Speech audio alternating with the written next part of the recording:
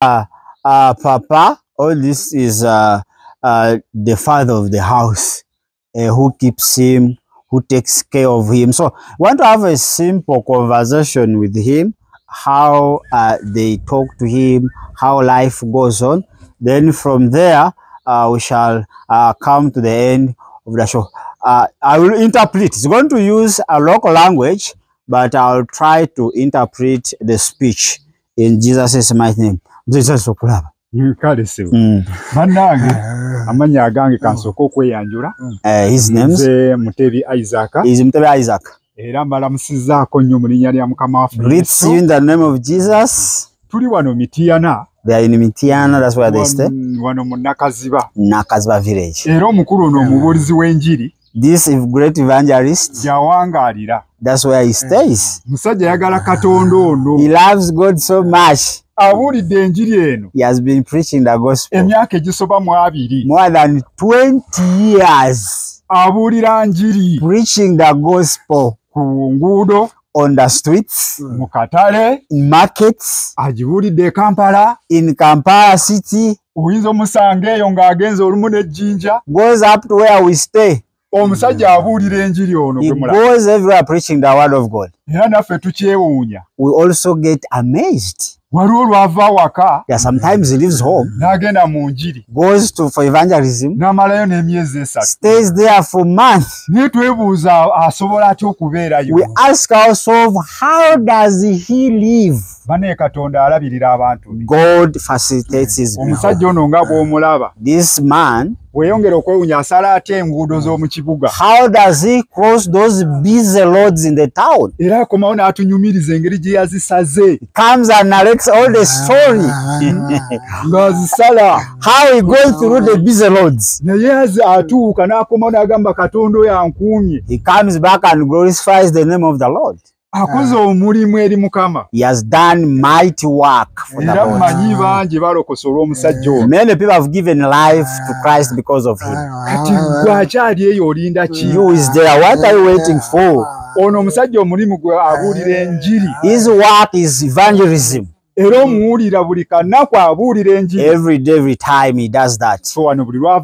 Whenever he leaves home, he says bye while holding his Bible. Goes for evangelism. Every day. Every day he goes for evangelism. I don't know how he handles his life outside there. For us, the time he stays with us, tells us about the word of God. He prays for us. Prays for our children. This village loves him so much. They know him as an evangelist. When he reaches anywhere, they tell him, preach to us. And he does so.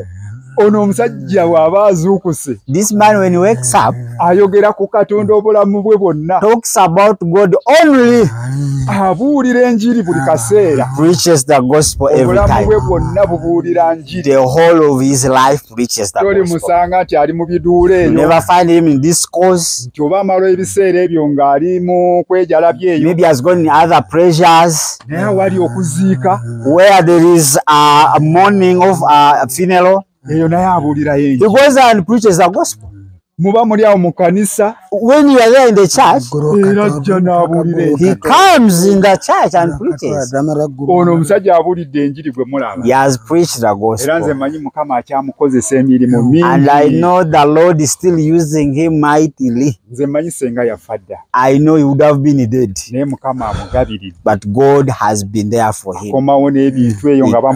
He comes back with a lot of things when people have given him. Some people thought that he goes there and steals. Because of the things, expensive items comes back with. Comes with a lot of items and you marvel. The Lord can't forget you. For facilitates his people. He has been there for this great evangelist. He has been providing for him. He has never lacked. omusajja alina buli kimu ky'olya kye wandyagadde. He has everything you could desire. Okulya aliira ddala bulungi. He eats well. Tabulwangako kyakulya ono. Never lacked anything. Tabulwangako ngoye. He's having clothes. Akyusa buli lunaku. Changes any time. Era buli kaseera takubangako biraka. I never puts on damaged clothes. Ono omusajja mwewuunye ennyambala gy'ayambala asinga n'abantu abali eyo. My dear friend, I marvel at the way he dresses more than some people outside. So noyinza omusanga n'olowooza nti no ategeera bulungi. You might find him and say, oh, this is a great man who works in the office. Naye abe amala kwogera n'okkiriza nti wamma. When he speaks, that's when you understand, oh, dear brother, it's like that. Ayambala ennyambala ya mulembe. Dresses decently.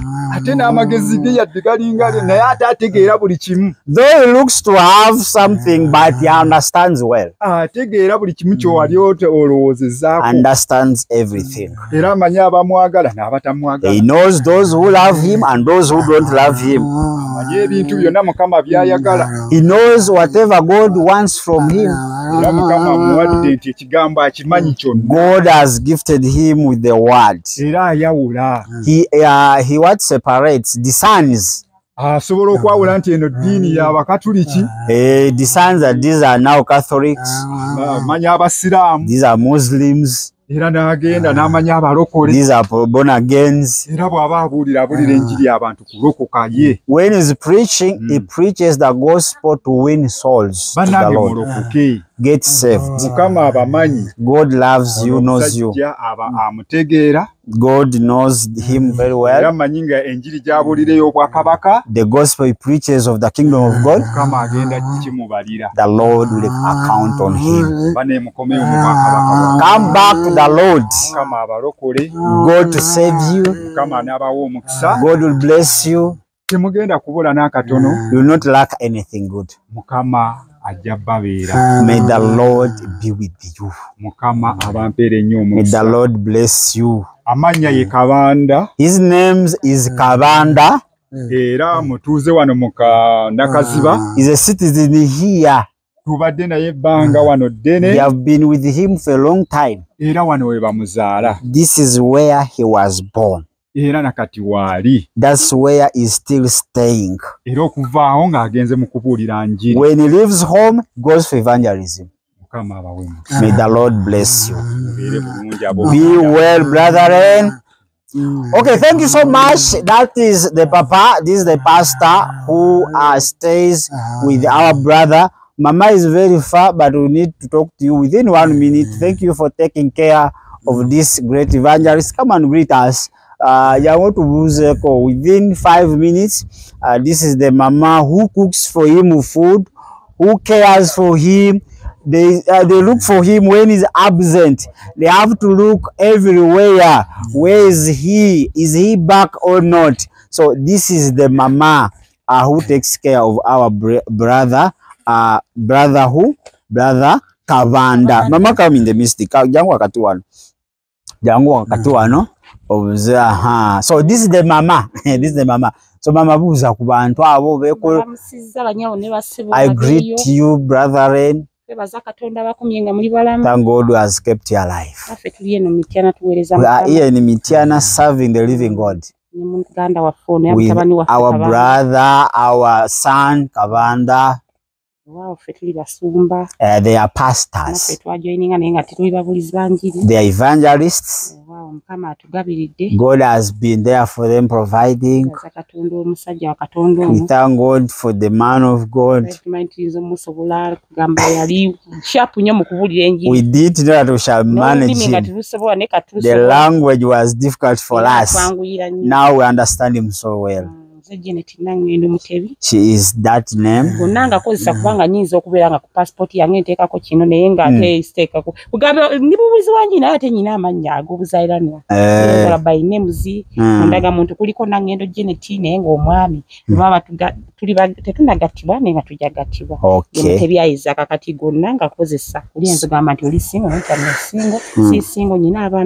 She's not single. She has 9 children. 6 girls, 6 what? 6 girls and 3 boys. Yes. Wow, this is a great mother. The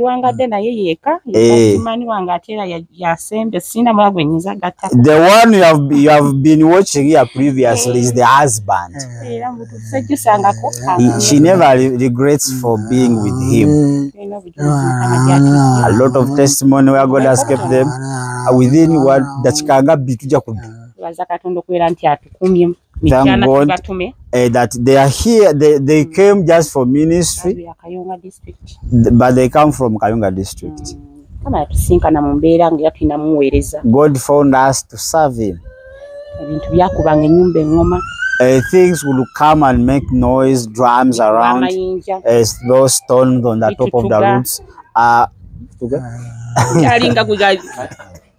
Okay, hangs us. It's like hanging us, okay. Oh, there's a lot of stubbornness from the spiritual realm.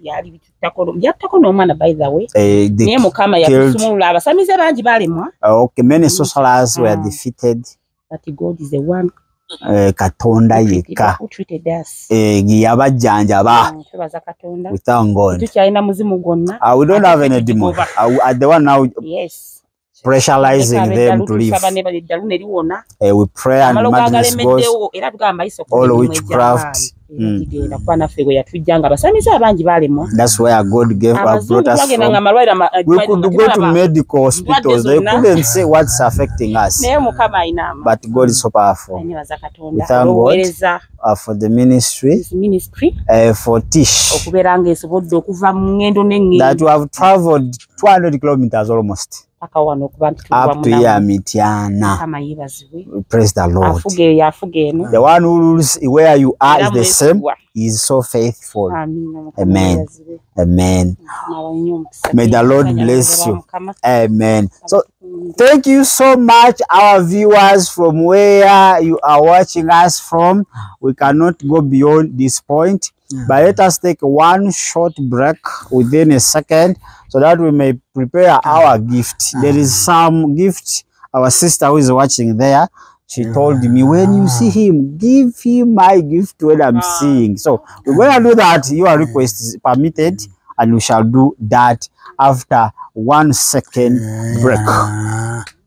Ekyo kye kibadde ekigambo ky'olunaku lwa leero ku channel yaffe eyadda is still hope. Okusabirwa, okumanya ebisingawo n'okuwanirira omulimo gwa Mukama. Osobola okuyita ku namba zaffe okuli eya 0752 34 14 47 oba ku 0761 08 83 15. Osobola n'okutufuna ku email tishtv74@gmail.com.